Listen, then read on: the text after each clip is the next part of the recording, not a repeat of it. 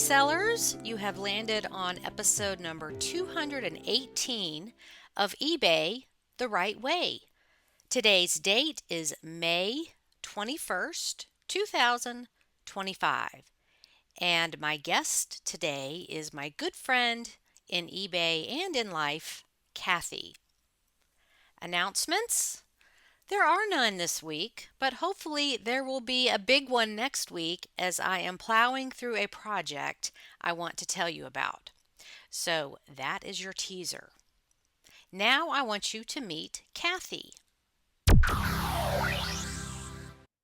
Hello, listeners. I have a very special guest this week, a very special friend and longtime eBay, what are we, associates? Yeah. So it's Kathy, and tell us where you're located. I'm outside of Milwaukee, Wisconsin, just a suburb of Milwaukee. Yes, you are. I have to throw this in before I forget, because I always think of you and the Green Bay Packers.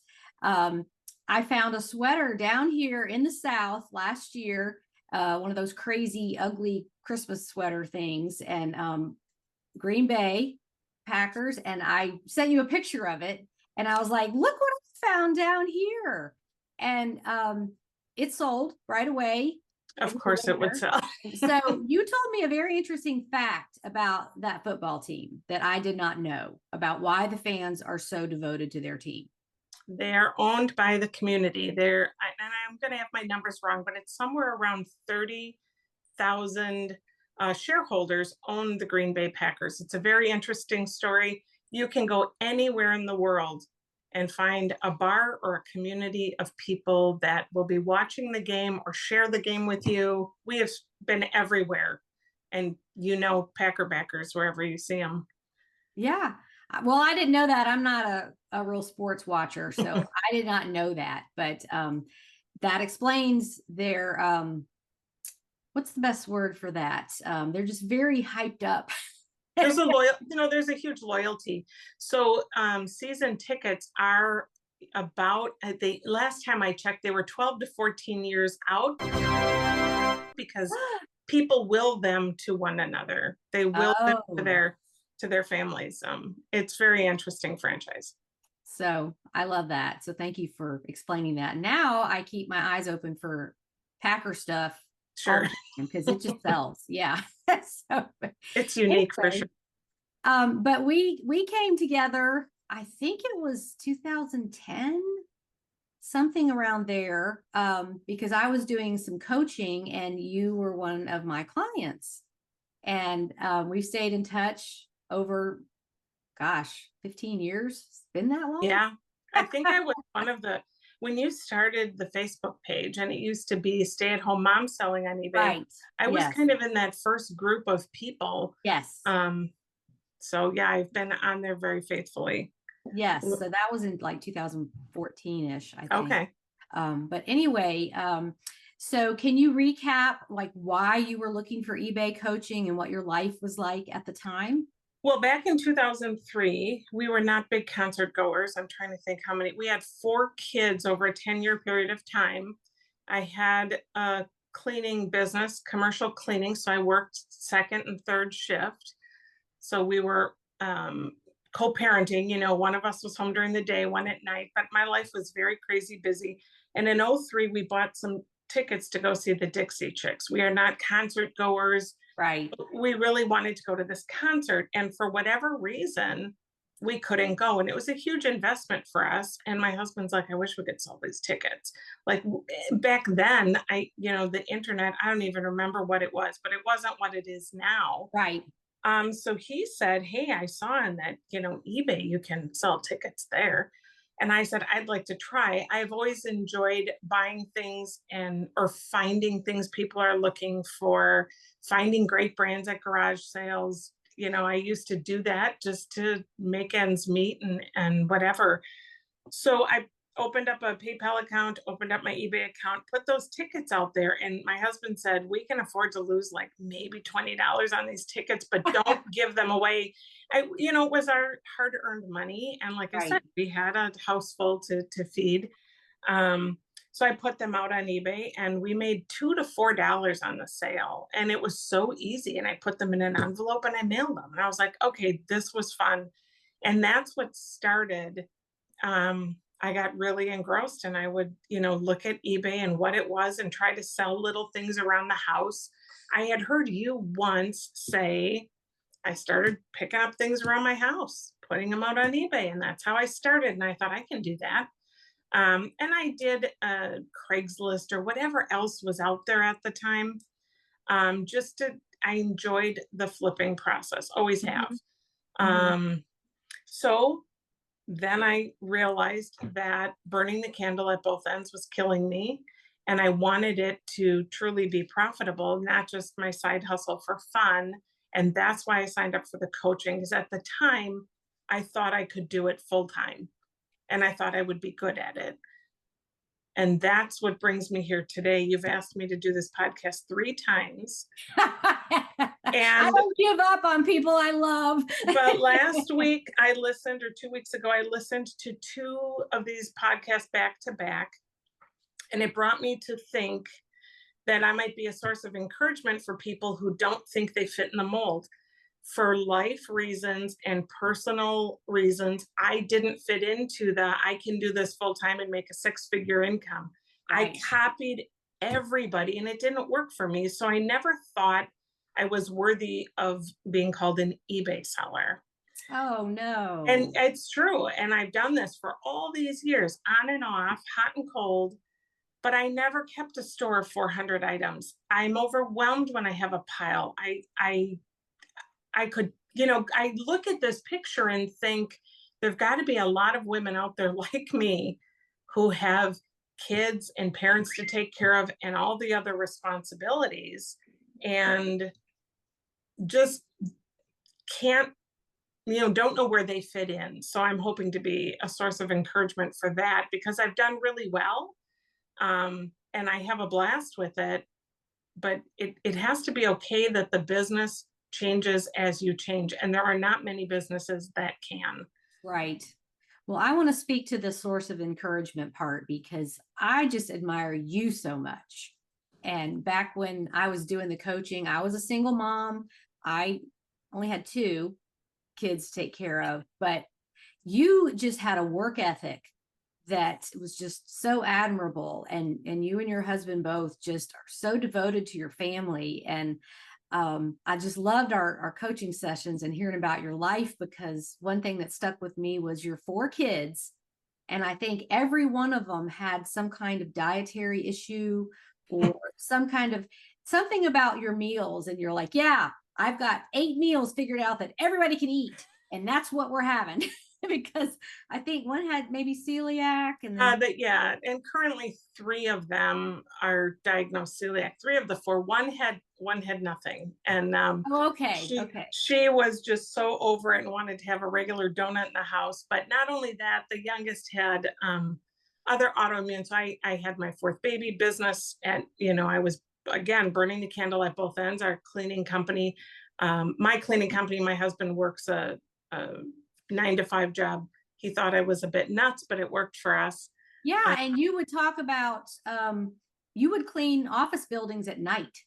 Yep. And we wanted to be, you wanted to be home with your kids to get them off to school. And you wanted to be home when they came home from school to help their activities. And boy, those kids were active. I remember seeing track. They did sports. And a lot of sports. I think all the girls ran track.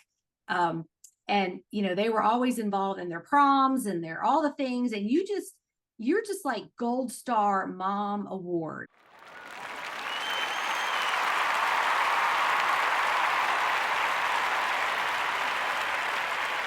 Not really. You put fake it till you make it, I guess. But, what I was seeing was like, boy, she's a worker and she gets everybody they need.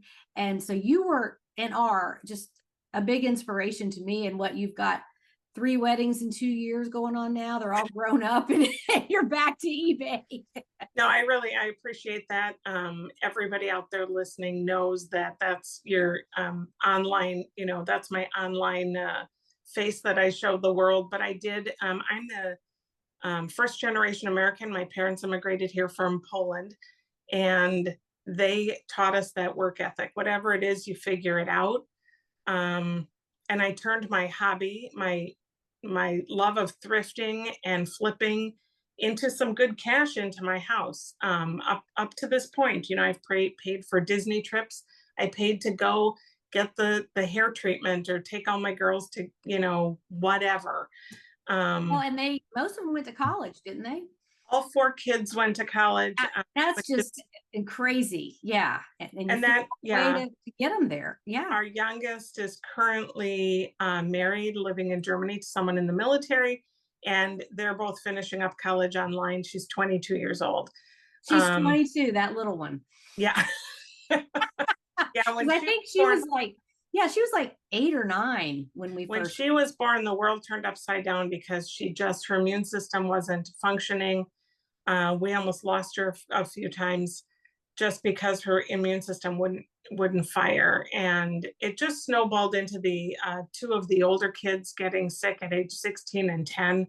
And I was thankful to be home. The staff I had that cleaned for me, if I needed to be gone, they just picked everything up. They were really, I was blessed to have them.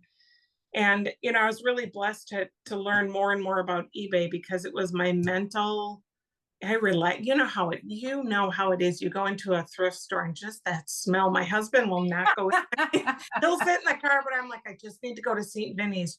And he's like, go, if you need to go. Just walk around and smell everything. And it's you're so relaxing. therapy. And if I pull out my Google Lens, we're done. I'll be in there for far too long. But, and I love that my kids are thrifty. My daughter is 28. She came over for the holidays or whatever. And the way she walked in and she was kind of moving her shoulders, she wanted me to notice her coat. And I said, oh my gosh, I love that coat. And she goes, I got it for $6, and then we're playing a game. And I said, oh, your jewelry is so cute. I buy all my jewelry at this thing. Everything's $9 and under. And you'll have to come with me. It's once a year. My kids all get into that. My son was going to Valparaiso University, and he realized how expensive things were outside of my home. And all of a sudden, he didn't have enough warm shirts or whatever it was. He goes, I didn't take enough stuff. I said, I told you, what do you want from me? I'm 2 states over. And he told me he went to Goodwill or some thrift or whatever. And he goes, Mom, I got these really expensive flannel shirts. Do you know how much they are at Bass Pro Shop? I got them for $4.99 a piece. I have a whole wardrobe. It's a sense of pride that they're getting great stuff and not spending that much money on it. Well, when they realized that they do it for themselves. My son just swung by the other night and he goes, yeah, I was doing a marketplace pickup. He can afford to buy whatever he wants. He still does this, buy and sell on marketplace. So I love it. They've learned a lot. Good for him. So you took a break from eBay because you got a job in Florida. Yeah, in 2020, I lost my job here. I closed my cleaning business after 23 years. Oh. I went to run operations for someone else here in town, worked for them for a little over 4 years. I loved working for someone else because I didn't have to worry about taxes and things. It is a bit easier. Yeah, you can use your skills and you don't have to think about the rest. I love people. I love being out there, and I had a great team of people. And then Milwaukee shut down. 2020 happened. I would never have thought to move across the country away from my kids, but we didn't know what was happening. If you remember, someone offered me a position in Florida, in Pensacola, and we were there for 18 months. For family reasons, we came home. My mother-in-law passed away while we were gone. It was just a lot. It was all that COVID stuff. And we ended up coming home, and we were glad we did. And we just kind of picked up and moved on. I did not do eBay down there because my husband said, if you want to get back into it, that's great, but we can't have that pile of stuff. We didn't pay to move that stuff to Florida. I took one bin. I did a lot of good picking down there, and that's what got me, I moved it back up here, and I started up right away again. So, well, and you didn't do too bad on selling your house and moving back. I recall. No, we did not do bad at all. It's crazy. The houses were going up 7 days a week. You heard pounding on roofs until the sun was literally down. So to put a for sale sign up and sell our house, we just packed up and came home, and it was a done deal. So But we I made, was so happy for you because, you've struggled. Well, maybe struggle is not the right word, but just that work ethic you have. And this was a really good thing that happened, and it got you back home. yep, Uh, it I, paid I for. knew, I had a gut feeling. I was like, she's gonna miss the north and the cold and the snow. And I was just observing you doing that. I assumed Chapter. all of our Yeah. kids were going to pack up and follow us. Why Yeah. wouldn't they? And they looked at us and said, "Are you crazy? We're adults now." Yeah. Well, you had pictures of them on the beach and stuff, and y'all Everybody enjoyed came it. for a visit. Yeah, one moved down there with us. She finished high school there. However, now that I see it through clear eyes, of course, the kids are not going to all pick up and move and follow us when they have their own houses, their own lives. But It it's the just, beach. yeah, but it just feels natural. Of course, they're going to come. I had to learn how to be an empty nester. I'm officially an empty nester as of last June. And so that's when I decided to enjoy my eBay business again and kind of target changing some things and really looking at it. This is the first time I'm not scrapping and working in the wee hours. And now I'm actually deciding what do I want to do with it and and it's worked out great. And Um, saving those ties from the trash, I tell you what, in case you missed it on my, you posted it on like the Money Making Mondays, and then I yeah, put it on my business page. Basically, you saved some ties from going in the trash, and it was a whole bunch of them, like 20 or 30. there were 20. Yeah. Okay. And Brooks Brothers and all the good brands. And that post just took off on my business page. Like, I, you go, girl, and you save that stuff from the trash and you sell it. I think you shared that and you told me that it kind of blew up. And I think I know why now, because a lot of people have come to me and asked, everybody Oh, tried to where sell. did you get them? No, people have tried to sell ties at one point. Why do some ties not sell? Well, there were better brands in that bag that are now back at St. Vincent de Paul because they weren't going to sell. I literally pulled out and did my research, and I was like, I am not sitting on a pile of ties again. I've done it over the years. And that's one thing I wanted to say. I have dipped my hand. I made a list here. I've tried clothing because Suzanne does great with clothing, and all these I meet people all the time. I met a nurse who said, after my divorce, I do about 2,500 a month in clothing. She said, I can pick out brands from a mile away. Her garage I'm just blown away at what she can do. But that wasn't for me. I'll do unique, I'll do surprise finds, I'll do high end, but I literally have to walk away from that section because I'm not good at it. I've tried, remember when puffy vests were a thing? Yep. I did vintage Pyrex because I love it. But you know what? I had more breaks. I didn't know how to pack. I tried dishes. I did Halloween costumes because do you remember there was a woman who made her, she paid for her whole year in these Halloween costumes. When my kids came to me and said, you don't allow us to celebrate Halloween and you're making money off of it, like what do you do? I kid you not. I made good money and I'm like, I gotta get rid of this. But my point is all the different things, the crested blazers, the golf shirts, because Suzanne did golf shirts have got to be good. I couldn't find any. Well, yeah, that's a location thing. Right, but I tried vintage typewriters. Do you know how heavy those are? I sold they're a pain. so many. However, I used to do whatever would bring in some money, and I realized I was working almost too hard with the little time and energy that I had. So it's okay if you can't do golf shirts. I used to think I've got to figure this out. And I think that's what went so big with the ties because everybody sees you're going to make some money on some ties, but it's not all brands. It's not all the time. It's not anymore because who wears ties anymore? Well, and I sold one the other day. It was a higher end. I've had it for 2 years and I just thought it was cool. It had like insects on it. Okay. I feel like the animal ones or like the really themed ones Yeah. better. who knows why the person bought it, but they finally did. But yeah, and they just take a while. So that's good to know. But the whole evolution of your business is why I kept asking you to come on, because it does change over the years. And so you said 2003 was your first Yeah. so what, 22 years now? And it, just like me, it just changes. Like I'm But we didn't have cell phones to take into the thrift store. No. And we didn't have all the things. You've done it even longer. But I will say that I went to a garage sale with my son when I was really, and I'm trying to think, he's 30, he'll be 32. So he was probably like 12. And there was a brown paper bag with these GoBot toys in them, new in package. It was $33 for all the toys in that bag. That was a lot. That was part of our grocery budget at the time. Our kids went to private Christian school. It wasn't an easy bill to pay, but it was a choice that we made. And it was just a lot of plugging away.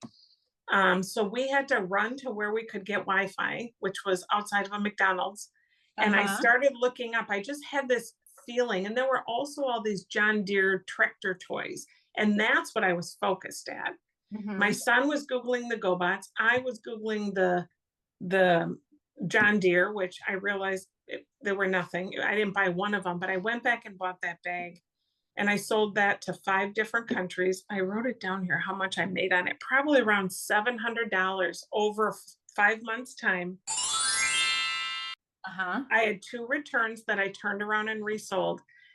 And I got such a big view of what I could do if I was really, if I was really thoughtful about it and no longer just doing it to see what happens. I used to kind of throw it up in the air and grab as many cards as I could catch. And I decided to start laying my cards down and making more use of my time.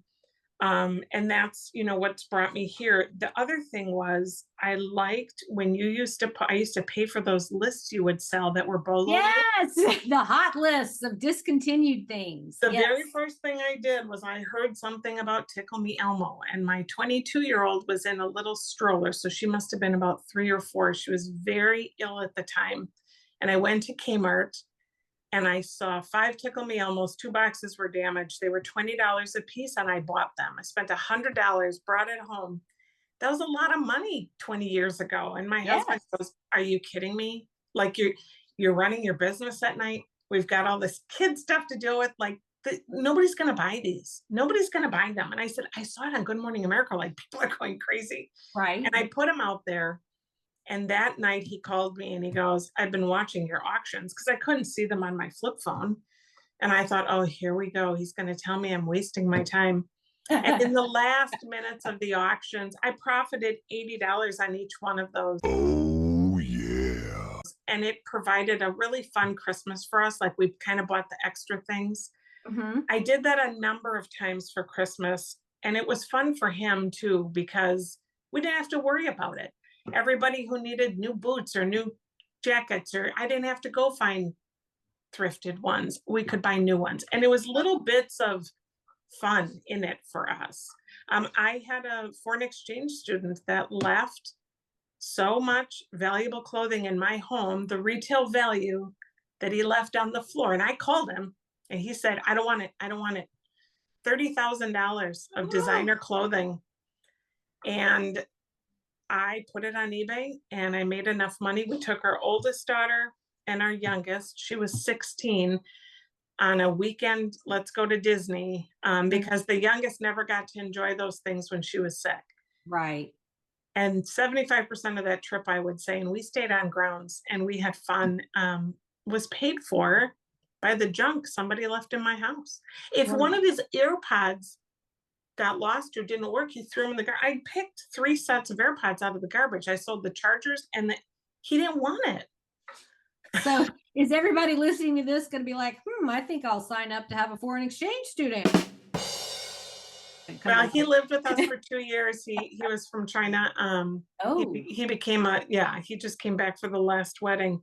But the point is, it was trash to him. I even drove it to, boxed it all up and he goes, "I don't want it."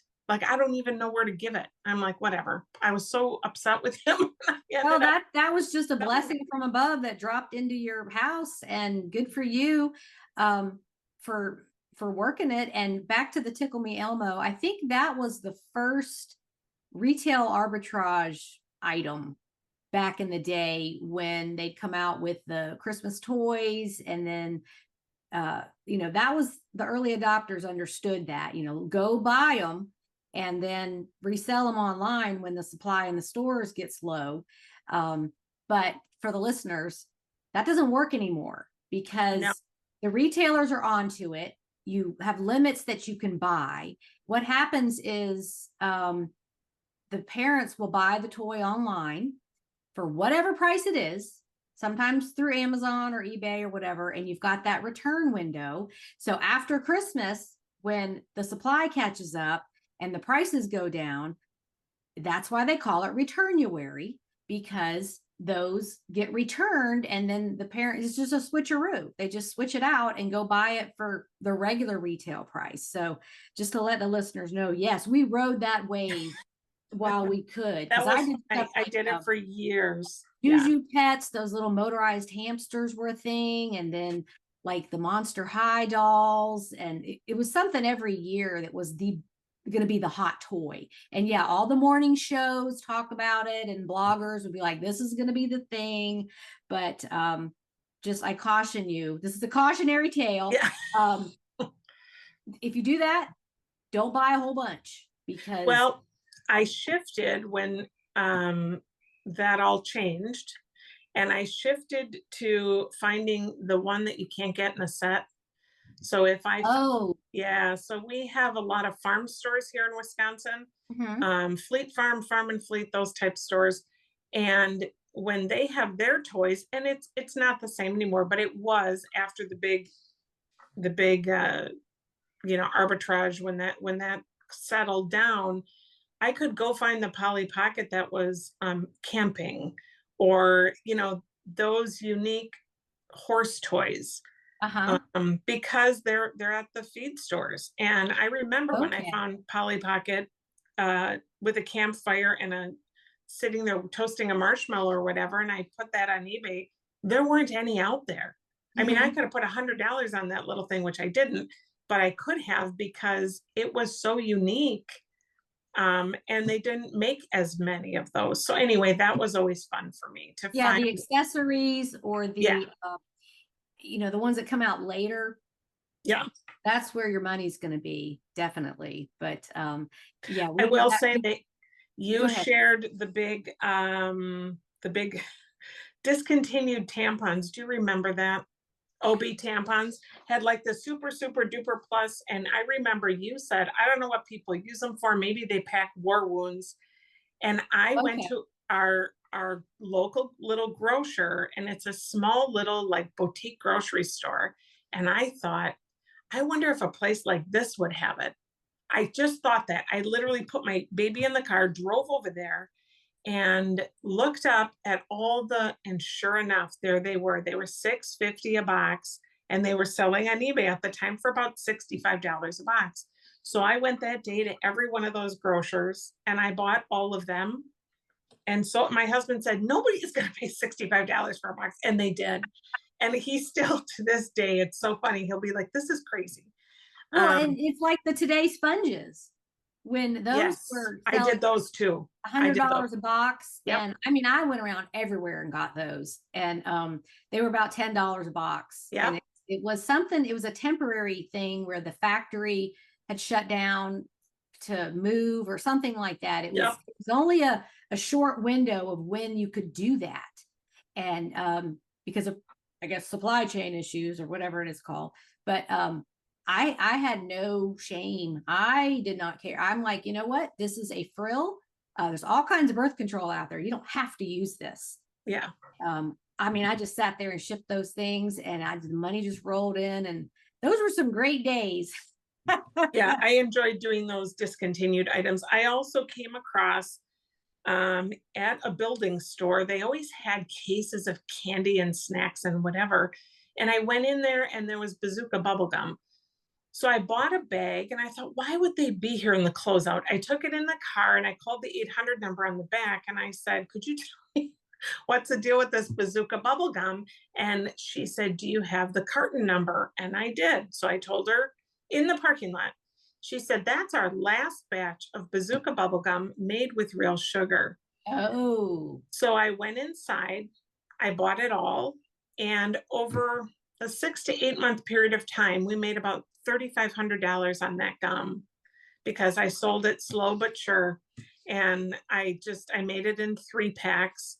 And I was down to one of the last people anywhere sell, and I saved 1 box for the very end, but I profited over $3,500 and my investment was not that much. They were 99 cents a bag and I bought cases of them. So that was a fun one. My house smelled like candy for a long time. So what does your husband say today when you're back to your eBay business? Because you're selling some expensive things. So I decided I am not good at keeping a store full. I get very antsy. I don't call myself an eBay seller. I tell people I flip things on eBay because that's how it feels to me. I like it to flip for a large amount or a good profit or quickly, except for a few staples. I love vintage linens. I'll sit on them all day long because I love them. He still says funny things because we were going to a dress sale for the last wedding we had in February. And in November, I said, I got to get some things out there on eBay. I want to pay for the dress with eBay just because I love to challenge myself.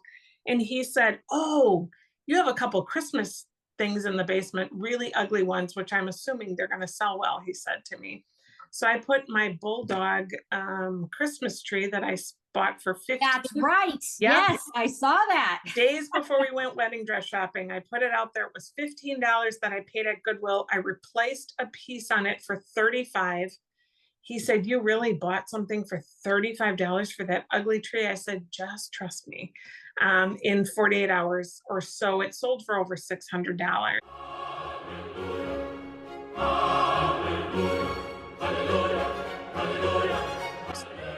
He was blown away and we went dress shopping and I didn't have the Christmas trees with the dogs. Is it Danbury mint? Danbury mint, but I did not have a box and I did not have the styrofoam. So they were listed all over 1,000. So I figured if I want to flip it quick, I'll do it for 600. I have to say that he still shakes his head. He's amazed. I didn't have to sell it to go buy the dress. I don't have that, need for the funds anymore. But for me, that's what drives me, that challenge of, being able to do it. It's just fun, And so your investment on that Christmas tree was how much? 35 plus 15, so 50. And for 625, maybe something like that. 649.99, I believe. That's just killer. And you had it in your house. I picked it up at Goodwill. Oh, you just had it. But I put it in the basement and I just didn't get to it yet. And he said, hey, I wanted to remind you, because I told him I have to remember to put the holiday things out in time. We had a wedding last June and that daughter was living in Nebraska. So we had to pack her up. She moved to Germany 2 weeks after the wedding. So I had a lot to help pull together. And then we had another wedding come up. So I had, I was just kind of stockpiling a few things that I found interesting from my decompression visits to the thrift store. I have to say that I love some of my biggest sales, like the GoBots in the bag. That was many, many years ago. But most recently, I was still questioning, should I still be doing this? Because I don't know why, I was just having a bad day. And I stopped at an estate rummage sale. So it was a sign that said estate sale, but I could tell it was handwritten and it was just, I knew it was a family, run sale. And I made somebody an offer for $50 for a box of items. And there were Walkmans in there. there was an off-brand Walkman, and there were all these mini discs. So I said, how much for these 2 boxes? He goes, make me an offer. And I said, like 50. And he said, that works. Take it. Like, get it off my hands. And to date, in about 8 weeks, my sales from that $50 box are over $3,000. Wow. It happened fast as well. So I did a couple auctions. I did a couple buy it nows. Everything had an offer. And I will say that my husband is now, he's looking at me a little bit different. Like, he asked me today, are you going to any church sales this weekend? You know, Yeah, but look at how much your business has changed over the years and how much smarter you are. And I think it's great that you're just picking up things that are going to be worth your time. You don't have to be involved in, selling $20 items just hand over fist all the time. And I've gotten that way too. As we get older, it's like, your time is limited. And I'm transitioning away from so much clothing.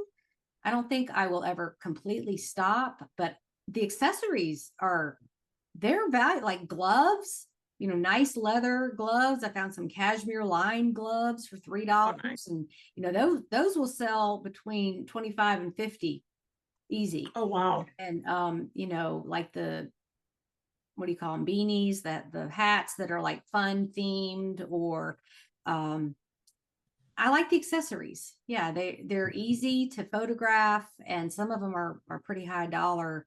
But yeah, and a lot of it changed for me when I lived in the Midwest and started doing the online estate sales, because there just wasn't anything where I was, and it was too far to go, like where I was doing it in Georgia and South Carolina. Sure. Things was right there. But you just get so much better stuff. And so like I haven't been to a Goodwill in almost 3 months, Oh, wow. because when I do buy on the online auctions or local estate sales, you get better stuff and you get more stuff. Like, just take this whole box of things, and Yeah. learning all kinds of things that I would never ever see at Goodwill, like the cabinet card photographs, of the back in the 1900s, all those old photographs, and ephemera stuff, letters and handwritten things. And I love it. It's so interesting. And you learn about all kinds of things. I'm dropping all these old photographs. Some of them are from Civil War time. Oh, wow. I'm dropping them into Google Images, and it will tell you about the date because it's looking at the clothing, or it matches up with one that's online somewhere. You don't have to go into the eBay search and do, antique photograph, man, woman, Civil War, whatever. You just put that into Google Images, and the research is fast. I have to say that I'm always asked, well, how do you know about this stuff? Like, what makes you an expert? I've gotten some attitude from, and recently, someone who I'm doing some consignment. I said I would never do it again, but it's a friend, and my son asked me if I would help. I'm just kicking myself because it's just a lot of work. But I'm doing some for them. They're moving. And she asked over and over, how do you know? And I said, when you sit and watch television? Well, I sit with my phone on my lap, and I have a very good memory for what works and what doesn't. The reason I read all the different things I've tried over the years is because I'm willing to try everything once or twice. And an example is just recently on Making Money Monday or something on your page, someone said, I go to the estate sale on the last day and you can get things for free. And I thought, yeah, I think that was Joshua Harrison. He sells a lot of expensive stuff. So my husband was golfing or something, and he was golfing, which means the snow melted. It was the first day out last Sunday. Your 2 weeks of summer up there in Wisconsin. Yeah. So I Googled, just looked real quick for an estate sale. I thought I had some projects I was doing around the house, but I thought I'm just going to take and just jump into a thrift store or something. There was an estate sale ending, and I went in the last hour, and I was so excited to try but I've read that so many times. Last day of an estate sale. And I found some really good flatware that I wanted to get my hands on. I also noticed a couple sterling pieces in there, which I do. It was a junk box of Well, it was well worth a purchase, and I would have paid 20 for it, 25. And I said, how much for this broken box? The box was broken. I said, of all these pieces, um, I said, my daughter-in-law is interested in making jewelry from old silverware, which is a fact, but I wasn't Yes, saying out of this that is a silverware, but I thing. just made Yeah. a statement and he goes, $5, I'll take it up to the front for you. So he scooped up the whole thing because it was falling apart, and all the different, there were few different things in there. Like, I don't know what they were thinking, but I got it for $5. I was so excited. I went to my car and I sat in my car and I'm Google lensing in my car, and I did it just to see, could I get a good deal on the last day? So it's fun to learn things and try them. And if it works for you, it does. And if it doesn't, it doesn't, you and your golf shirts, that weighed on me for years. Like, why can't I find a good, tournament golf shirt? And I realized I'm living in the land of Harley Davidson. Oh yeah, I Yeah. saw that sale too. That little Yeah. emblem thing. Yeah. Yep. And I got that for $5 at that estate rummage sale. I listed it for 200. It sold in days for 150. But we have t-shirts. I went to a garage sale once last day, and they sold me Harley leather chaps, Harley vest, Harley, all this 5 pieces for $20. Oh my And gosh. that was really, they were all new. The woman said, yeah, I thought I'd get into it, but I didn't. So that was fun. I turned around and sold those pieces. We can bump into Harley things everywhere. So that's fun. Yes. And back to the golf shirts. At the time, I was just teaching what I knew. And I knew that people in different parts of the country were going to have access to different things. Of course. Even I've transitioned away from that because I just burned out. I just was like, I did it too much. I see your sales being posted, and it's like $100, $200 things consistently. Yeah. I'm sure you're selling other things for less. Not as much. I've been really choosy about what I'm putting out there, what I'm putting, with my time. My life is slowing down a little bit now. Wedding things are over. I don't know. I think it's going to slow down. Who knows? But I just enjoy making a better profit margin, if you will. Yes, I've sold some linens and things where my profits are, maybe $20 to $28 per. Those are easy. It's kind of like golf shirts, right? It fits right in the poly bag and you can just send it off. I got something for free from my father-in-law's estate. My husband he took 2 things from his dad's house, and one was a socket set.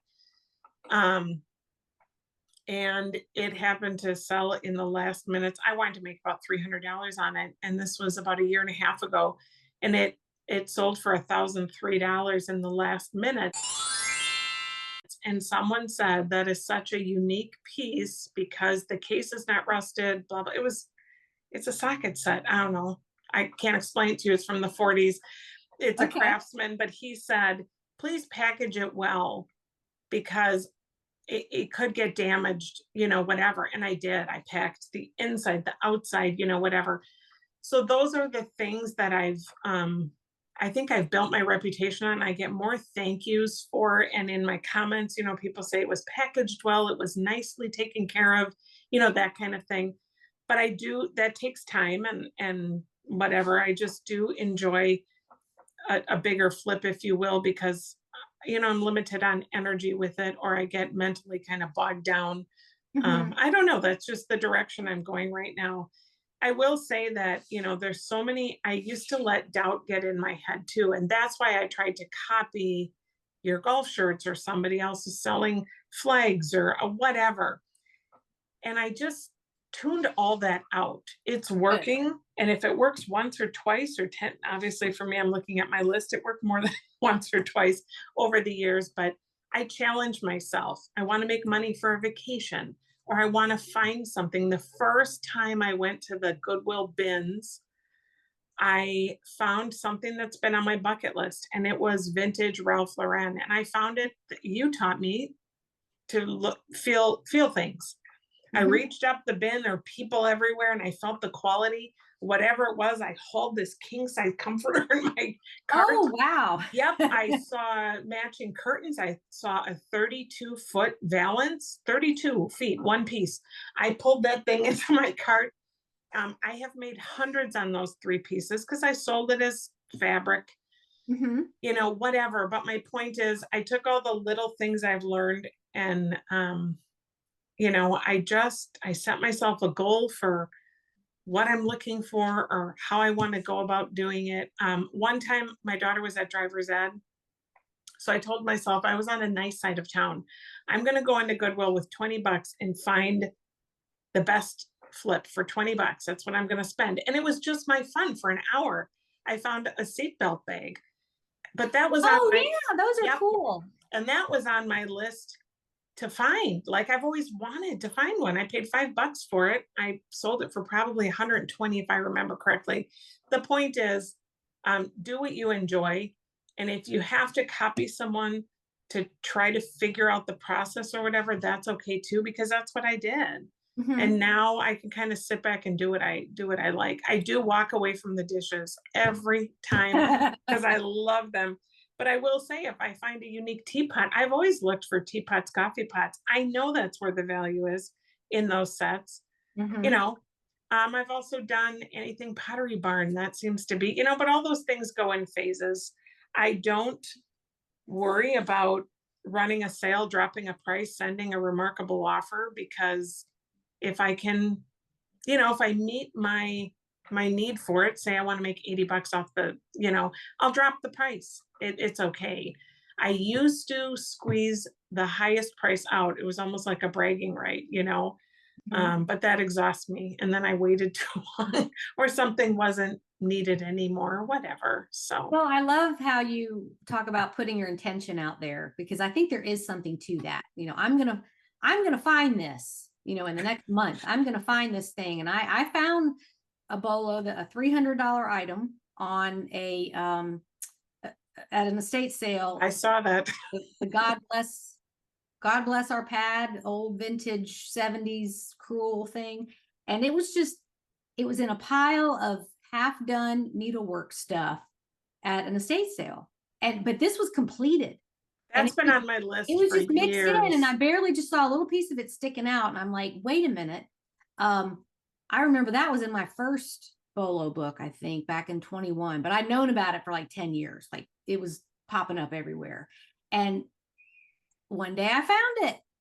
And so it's like that where like the seatbelt bag. It's like, I really want to find one of those. I think there's something to that. It's like eBay voodoo or something. Where It's fun. You see that yeah. someone did it. And I had so many questions about those vintage ties. But I knew when I saw them going to the trash, they were in a grocery bag. I said, you know what, I'll take those off your hands. And I saw Brooks Brothers on one or two of them. I'm like, yeah, I'm taking those. In the back of my mind, I knew because I had seen it or read it somewhere. But there are certain things you learn and then you put it on your list. So where was this? Like at a landfill or something? Like I where? was working a part-time job and the job included on occasion taking things to thrift for people. We weren't supposed to, go through it or anything, which I didn't, but this was literally going into the trash. And so I said, you know what, I'll take those because your trash is overflowing. The woman was moving Uh-huh. and she said they were her husband's and he didn't want them. He only saved some of his ties. I don't know. I just grabbed it, threw it in my car. I didn't look at it for months because Right place at the right time. then they were all wrinkled up. I had to deal with that.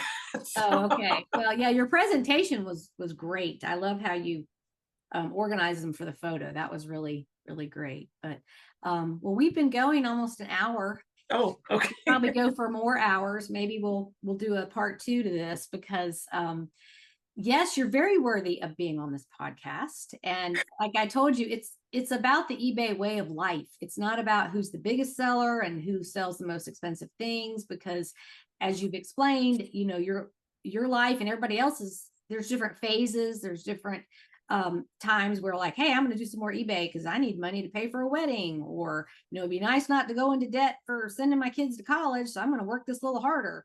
or put the student loans on them, or whatever it is that you're doing. But that's the way it should be. You pick it up when you need to, and when life happens, you can set it down, and it'll be there when you're ready to come back. Yeah, it's you can't compare yourself to other people and you can't listen to what people say about it. It is a very flexible business and I put my hand at Amazon, FBA for a while. I've done other things, but eBay to me is the most forgiving. It's just the kindest. I've dealt with customer service as a seller and I've always walked away feeling taken care of. Mhm. So and thank you so much for having me. I appreciate it. I hope this encourages somebody to just keep plugging away or doing their thing because it's a lot of fun. It's a good community too. Yeah, it is. And it's going to be there. It's not going anywhere. So, well, thanks again for working me into your busy life. And I can't wait to see what happens next for you. Thanks. Okay. Have a good day. Bye bye. Next week, my guest is Roselle, who frequently posts on the Money Making Monday thread and does eBay alongside juggling many other things in life, like many of us do. I really enjoyed talking with her, and you will get a kick out of our chat, so make sure to come back next week. Thank you all for supporting this podcast. Keep plugging along and working hard. Remember, delayed gratification. Slow progress is still progress. Talk to you next week. Bye, everybody.